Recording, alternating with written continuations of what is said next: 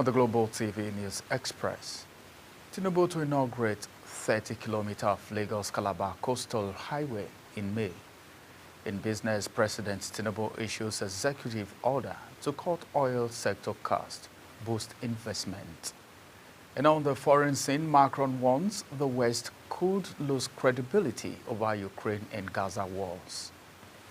And in sports, Governor Abiodun fulfills 2.5 million cash promise to Ogun athletes.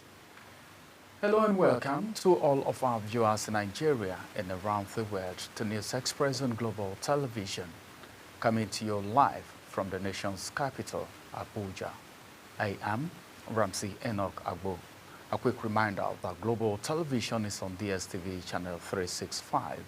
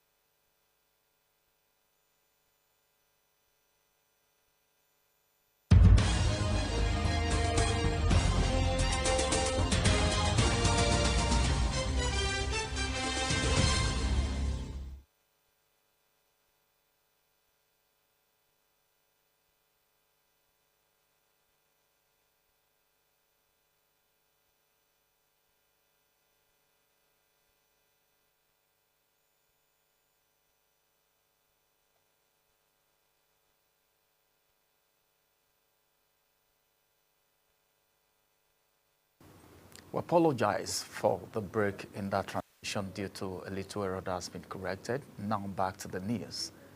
The Minister of Works, David Umahi, has assured Nigerians that a 30-kilometer portion of the Lagos-Calabar coastal highway will be ready for President Bola Tinubu to inaugurate by this May.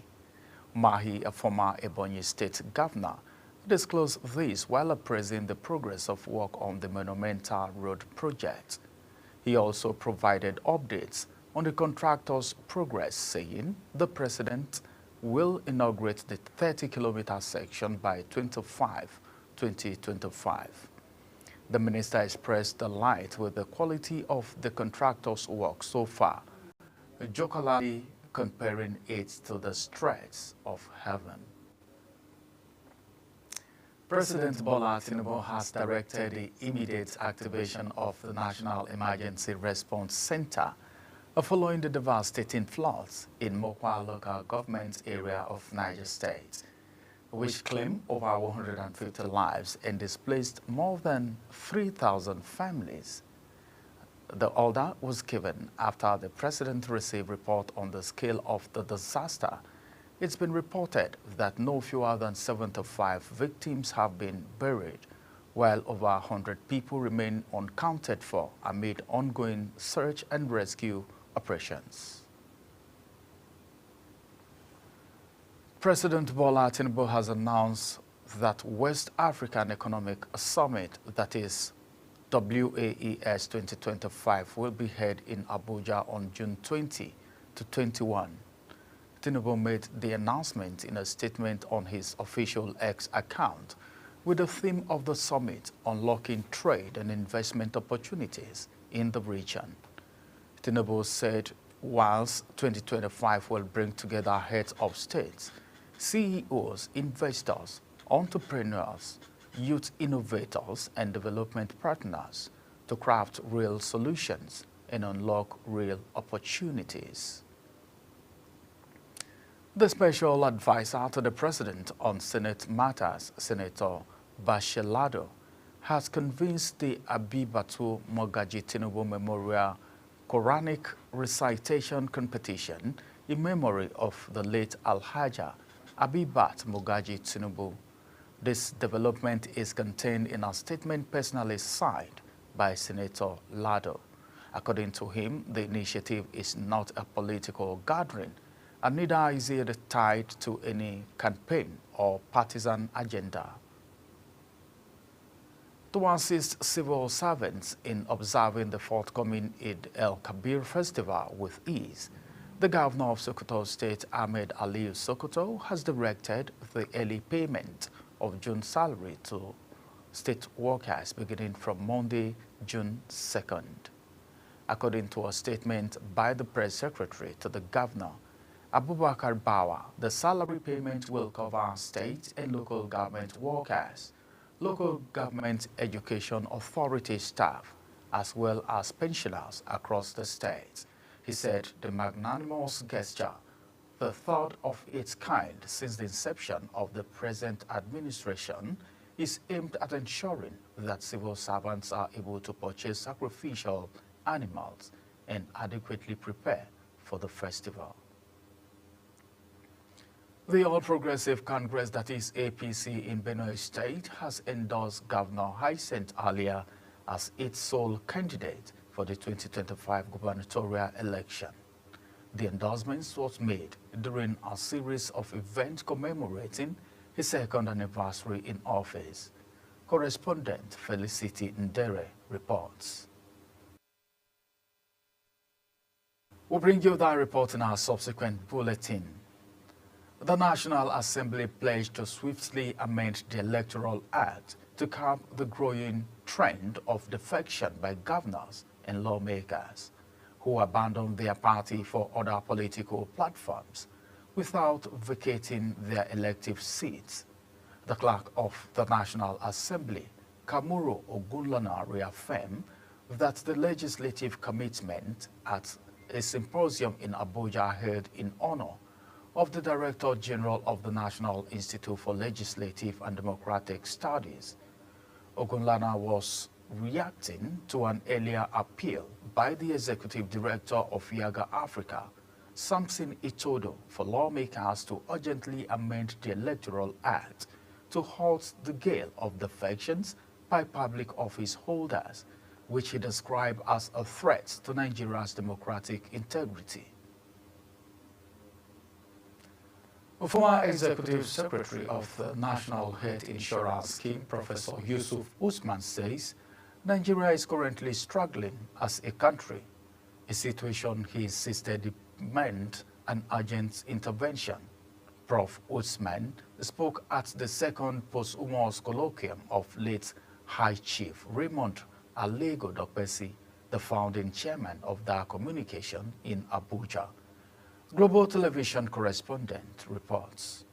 The speaker at the second posthumous colloquium of late High Chief Raymond Dokpesi, Professor Yusuf Usman, says the country is being faced with severe hunger as Nigerians are currently struggling to feed. There is nothing that imperils democracy more than hunger. I've been screaming that because I know I see it in the hospital. When I go to Katsina, Medicine Sans Frontières, I go to their feeding centers. You say, are we in Sudan, Afghanistan, or Yemen? It's a country of plenty. There are 2 or 3 local governments. Medicine Sans Frontières did a survey. Over 30% of their children are all malnourished. The former Minister of Police Affairs, Adamu Waina Waziri, Speaking at the event, says the founding chairman of that communication, High Chief Raymond Dokpesi, sacrificed so much for democracy. We went all around Nigeria. At that time, I think it was 30 states. Being a loyal person, true to his calling, Dokpesi, who was very, very close to Alhaji Bamanga Tukuru, excused himself from the Muchuruma campaign organization and went to head Alhaji Bamanga Tukuru campaign organization. The panelists at the event aired their views as they spoke on the topic, examining the challenges, implications, and future of democracy in Nigeria. We must produce leaders of the new party who will not be surrogates of aspiring candidates. The majority of those we have at the National Assembly today have moved from one party to the other, and they're still sitting on their seat, and Nigerians are looking at it as if it's okay. In view of the insecurity in the land today, in view of the hunger, lack of access to quality education, and all that we're seeing around us, and Nigeria is actually free. There's also democracy failure, where democracy is no longer returning value to development. So you have a form of democracy, but the Human Development Index is red, growth is stagnated, misery, insecurity. That looks like Nigeria, okay? The event was attended by political family and associates of late High Chief Raymond Dokpesi, the founding chairman of that communication. Ramsey Enoch Agbo reporting for Global TV News. The Independent National Electoral Commission has deployed the 6 resident electoral commissioners, recently confirmed by the National Assembly. The commissions announced that the governorship elections in Ekiti and Osun State would hold on June 20 and August 8, 2025 respectively. INEC Chairman Professor Mahmood Yakubu disclosed this at the swearing-in of another 6 regs at the Commission's headquarters in Abuja. Meanwhile, the chairman of the Independent Electoral Commission, that is INEC, Professor Mahmood Yakubu, has charged the newly sworn-in resident electoral commissioners to take their job serious and shun anything that will dent their reputation and national development.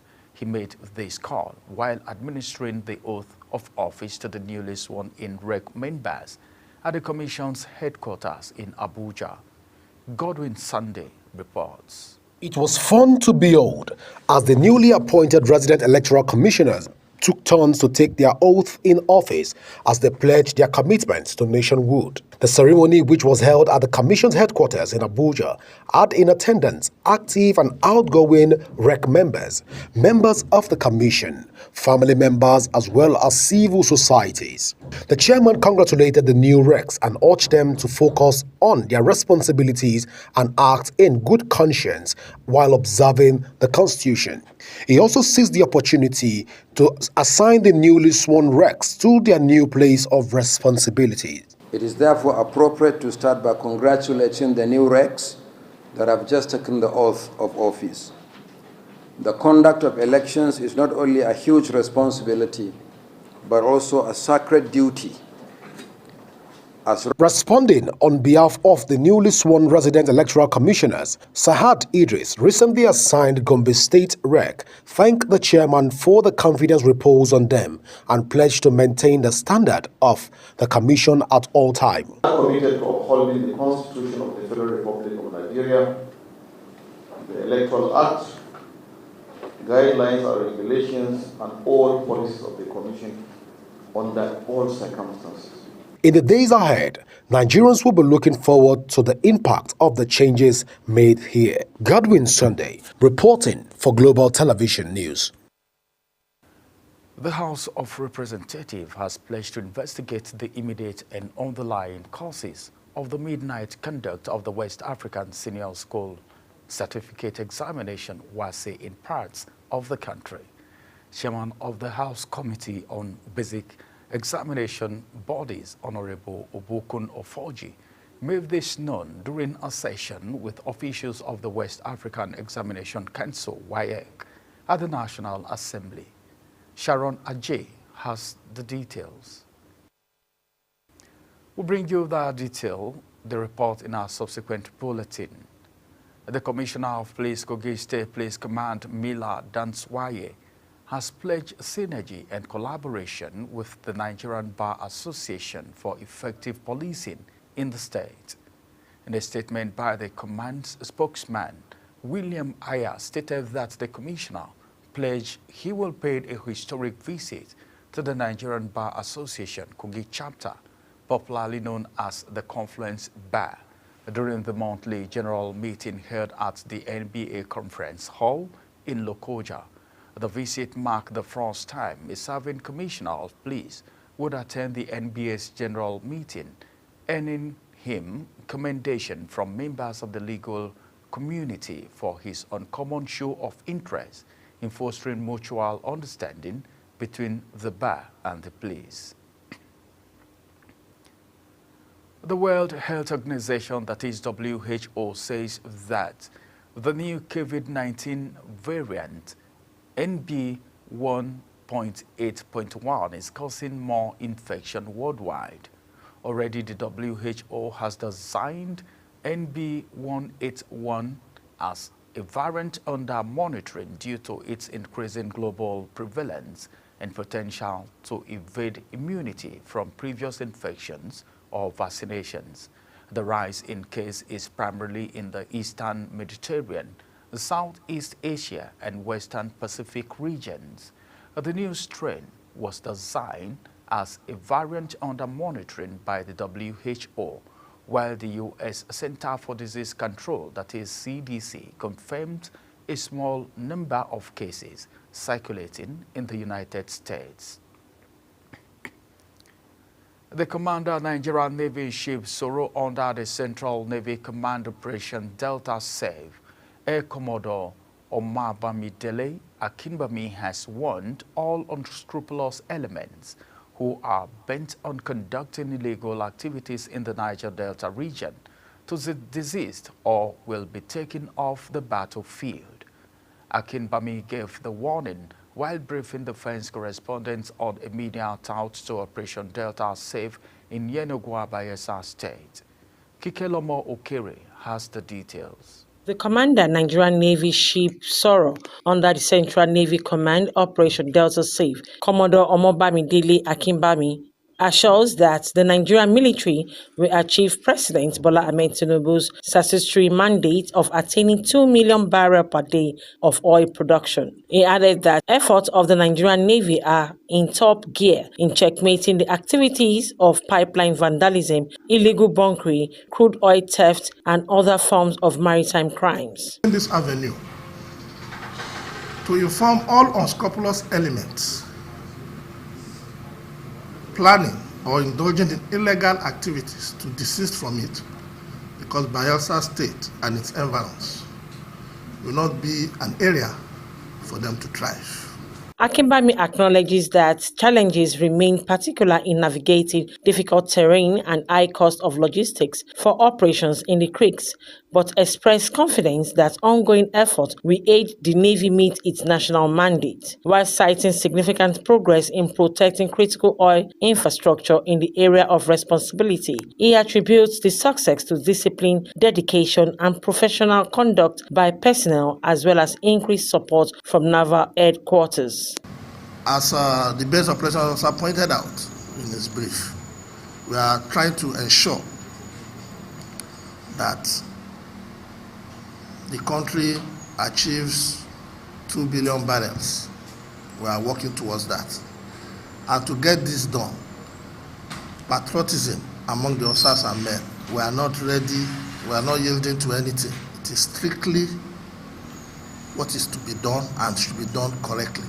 In a related development, the Commander 16th Brigade of the Nigerian Army and Sector 2 Command Joint Task Force South-South Operation Delta Safe, Brigadier General Oluremi Obolo, reiterated the military's commitment to protecting oil and gas infrastructure and eliminating criminal activities in Bayelsa State. General Obolo noted that Sector 2 of the Operation Delta Safe under the 16th Brigade operates across difficult terrain with 75% of Bayelsa State covered by water. He emphasized that the recent increase in national oil output are largely due to sustained military operations in the Niger Delta. Ensure that any kind of criminality in this place is not allowed to fester. Ensure that there's no piracy, no militancy within the joint operations area, and any other thing that may affect the economy of the nation through the activities of these criminals within this area in Bayelsa. He reaffirmed the commitment of the troops deployed in the key locations across the creeks to uninterrupted production of oil and gas, while also preventing piracy, militancy, and economic sabotage. Kike Lomo Okeri, Global Television News. And now in business, the federal government through the Ministry of Communication, Innovation and Digital Economy has reiterated its commitment to bridging Nigeria's digital divide with a renewed focus on sustainability and partnership to expand connectivity across undeserved and unserved communities. Speaking at the Universal Service Provision Fund USPF in Part Alliance co-creation session, Minister of Communications, Innovation and Digital Economy, Dr. Biodun Tijani, emphasized the government's long-standing effort in allocating funds from USPF to provide critical digital infrastructure, such as computers and connectivity towers to remote areas. He explained that which investments have been made in schools and communities through computer labs and connectivity projects. The current focus is on ensuring the long-term sustainability of these initiatives. And now from the foreign scene, France President Emmanuel Macron warned the US and Europe risk losing their credibility and being accused of double standard if they do not resolve the wars in Ukraine and Gaza soon. Macron was speaking at the Shangri-La Dialogue, an annual high-level Asia Defense Summit held in Singapore. He also appealed to Asian countries to build a new alliance with Europe to ensure that they do not become collateral damage in the struggle for power between the US and China. And now in sport, Ogun State has commenced the disbursement of financial rewards to athletes who secure medal at the recently concluded 22nd National Sport Festival held in Abeokuta. The payments are in line with Governor Dapo Abiodun's earlier commitment to incentivize and celebrate the athletes' outstanding performances. The 22nd NSF Tag Gateway Games 2024 came to an end on Thursday, with Ogun State finishing second on the medal table behind perennial champions Delta State. The Dutch club announced that former Netherlands defender John Heitinga has been appointed as the new coach at Ajax. The 41-year-old Heitinga returned to the club where he started his career as a player, replacing Francesco Fioroli, who resigned last week after Ajax's spectacular title collapse. He has signed a 2-year contract and will be assisted by Marcel Keizer, who had a brief spell in charge of Ajax in 2017. And as we end the Global TV News Express, let's take a look at our top stories. The Minister of Works, Dave Umahi, has assured Nigerians that a 30-kilometer portion of the Lagos-Calabar Coastal Highway will be ready for President Bola Tinubu to inaugurate by this May. In business, the Nigerian government says it's now working on deploying energy technology such as artificial intelligence, that is AI, machine learning, blockchain, and robotic process automation across ministries, agencies, and departments to improve governance. And on the foreign scene, France President Emmanuel Macron warned that the US and Europe risk losing their credibility and being accused of double standard if they do not resolve the wars in Ukraine and Gaza. And finally, from the world of sport, Ogun State has commenced the disbursement of financial reward to athletes who secure medals at the recently concluded 22nd National Sports Festival held in Abeokuta. That's it on Global TV News Express. A quick reminder that Global TV is on DSTV channel 365 and Star Times channel 276. Kindly follow us across all social media platforms now showing on your screen using @Global TV NG. You can download the Global TV Nigerian app for Android and iOS devices to keep track of our broadcast. I am Ramsey Enoch Agbo. Thank you for watching.